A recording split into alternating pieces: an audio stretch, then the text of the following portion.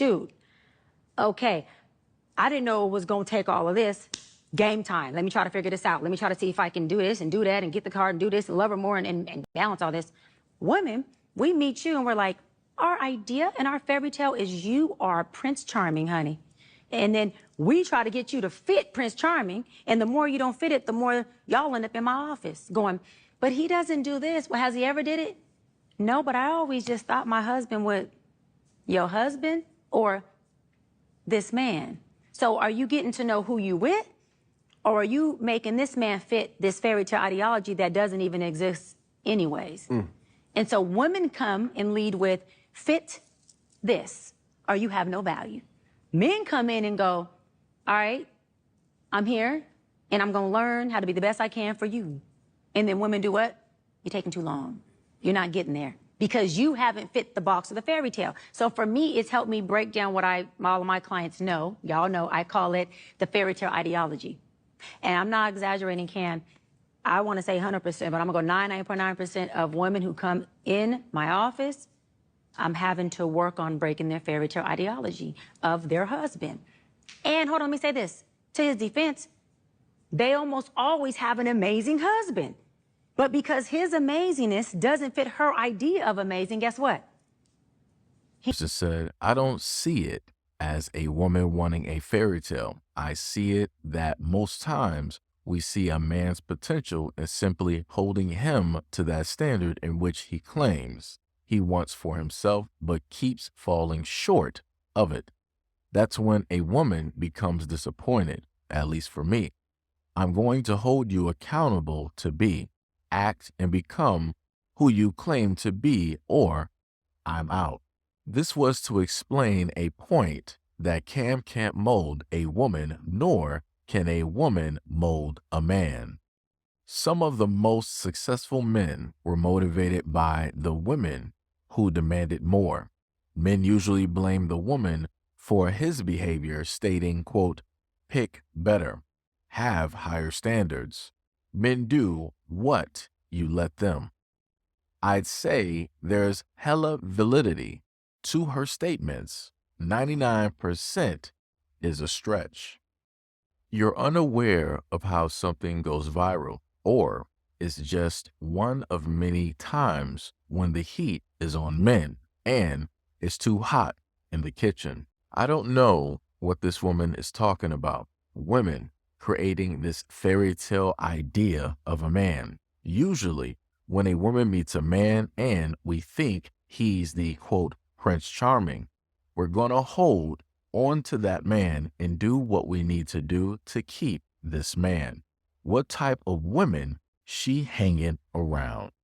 She's right on spot with this as well. Both men and women have issues to resolve. I am not going to lie. I used to be that person who expected men to just know. Took age and maturity to realize that it is not how this works. If he shows you who he is and you don't like it in the early stages, leave, because he's not going to change. He's great, but not a great fit for you. This applies to both sexes, in my opinion, because the fact that these men create all these broken homes with 11 baby mamas is more harmful. For whatever reason, when the therapist who was talking to Cam Newton, everybody know who Cam Newton is, and I'm pretty sure that people know the viral video that he had, right, where women were talking all over the place. They were really hyping it up. And yeah, this is the problem. See, look how Cam was sitting up here acting, and he's just a child, and look how she had to baby him, and yada, yada, yada, right? So when that went viral, there was obviously another part to the conversation that specifically had to do with women.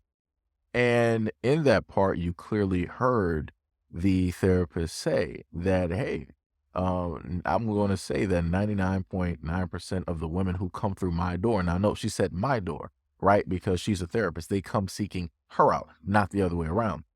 And you had a woman in one of the comments specifically state that 99.9 is way too high. It's not that high if women are seeking her out. How is that too high? You're making it seem like she's trying to generalize all women. She didn't. She said specifically to my practice, 99.9%. And this is where a lot of guys are trying to explain and tell women like, hey, you guys happen to hear what it is that y'all want to hear. If somebody specifically states something, you and your frame of mind already have a pre-written script that you feel that is supposed to be used, or that you're going off of to hear what it is that you want to hear, when in reality, it has nothing to do with what's in your mind. It has everything to do with what the person specifically stated. Then you also had other women that wanted to state that, oh yeah, this can go for both sexes. Again, she's specifically talking about the women having fairy tale expectations of men.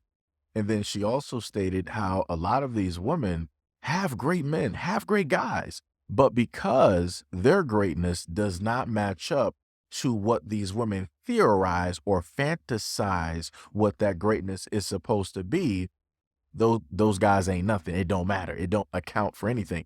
And again, this goes back to what a lot of guys have stated, where it is that no matter what a man does, it's not ever going to make a woman happy.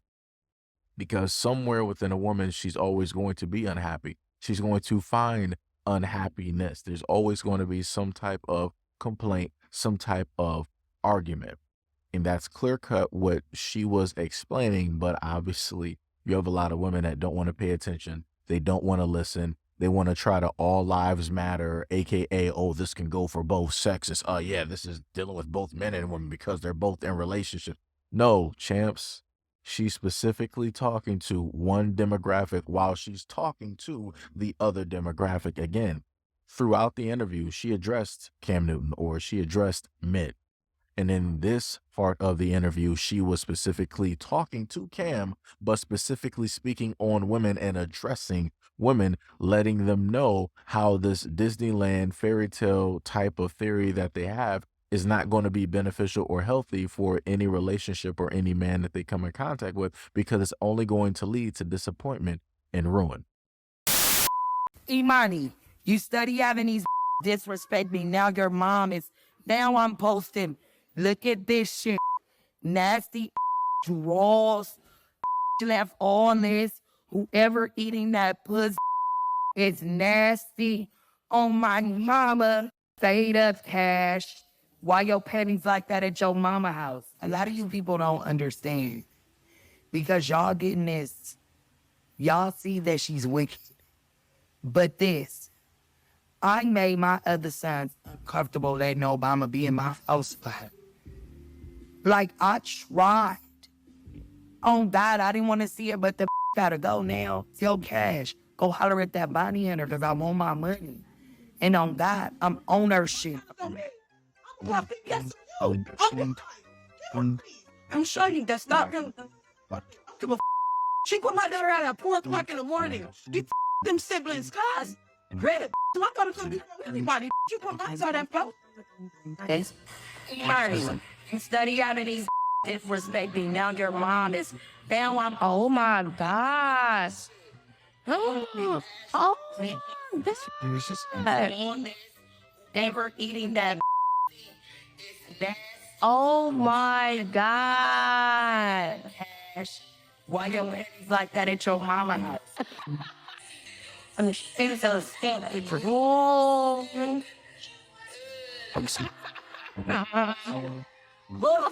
stop. You put my at your boat.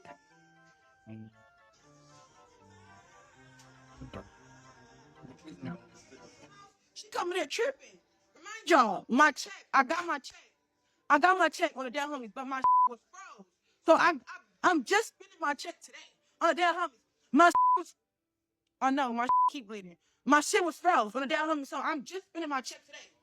But my mama gave me $200 on the down homies. She gave me $200, and she was basically like, "If you get your money, you gotta give me this back." Okay, cool. Down homies. That same night she gave me that money, she left the kids. I'm down homies. She left the kids with no food, no nothing. So the money you just gave me, I gotta give it back and buy your kids some food with it. Okay, boom. So I go to sleep. She coming here tripping on the kids. 6 o'clock, 3 o'clock, 4 o'clock in the morning, waking them up. I'm like, mama, every time you come home, down homies, you tripping on these kids. My brother and she's high. That's not an excuse. That homie's just high all the time tripping. That shit's not an excuse. She mad because I'm telling her need to grow up. That homies need to grow up. You steady doing the same need to grow up, fool. So boom, I'm like, she like, get out. You and your baby, get out. 4 o'clock in the morning. Oh, you think you getting 200 from me? And you put me and my baby out at 4 o'clock in the morning? Me and my little ass 4-year-old on the damn homies. After I just came to your house and took care of you and all your kids. You ain't had them kids ain't got no food in the house. On the damn homies, them kids ain't got no food in the house. On Crip, they don't got nothing. They don't go to school. Corey is 16 and do not go to school. 13 and do not go to school. It's in there to showcase the toxicity between mothers and daughters that I commonly refer to and talk about. Because the main thing I try to tell people before is that, hey, a lot of issues don't revolve around or have anything to do with black men. You have a lot of issues dealing between mothers and daughters and mothers that are just that. Those are women, girls and women and girls that need to really have this out. They need to have that conversation. They need to sit down. They need to look inward. They need to go take some type of therapy. They need to get together as a collective and get past whatever difficulties, whatever issues they may have amongst one another. And this also showcases the fact that if you have a mother that is out of whack, then chances are that same type of attitude or appearance is going to appear directly in the daughter. You can look at how the mother displayed her actions online about her own daughter and how the daughter displayed her own actions and her mannerisms and how it is that she was speaking both verbally and non-verbally, and how it is that she described and was making her reply to the video that she was able to see directly online. Like I told people before, there are a lot of problems and issues that black women need to address and need to really start attacking, because a lot of those problems are not going to get better.